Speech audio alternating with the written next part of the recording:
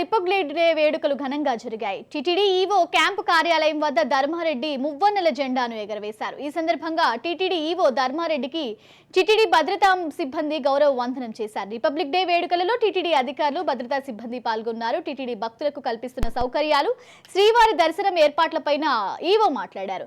రోజురోజుకి లక్షలాది మంది భక్తులు తిరుమలకు వస్తున్న నేపథ్యంలో రాత్రింబవళ్లు భక్తులకు సౌకర్యాలు కల్పించడంలో నిమగ్నమై ఉన్న టీటీడీ అధికారులను, సిబ్బందిని టీటీడీ ఈవో ధర్మారెడ్డి అభినందించారు.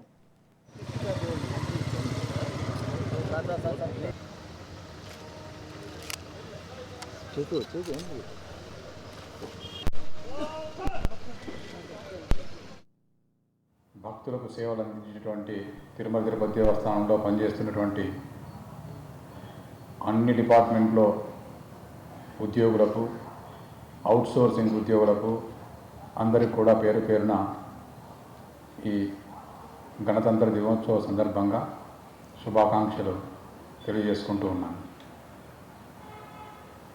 ఆగస్టు 15వ తేదీ పోయిన సంవత్సరం నుంచి ఈ సంవత్సరం వర్షాలు లేక ఎండాకాలంలో కష్టమవుతుంది భక్తులకు అనేటువంటి ఒక ఆలోచన వచ్చినప్పుడు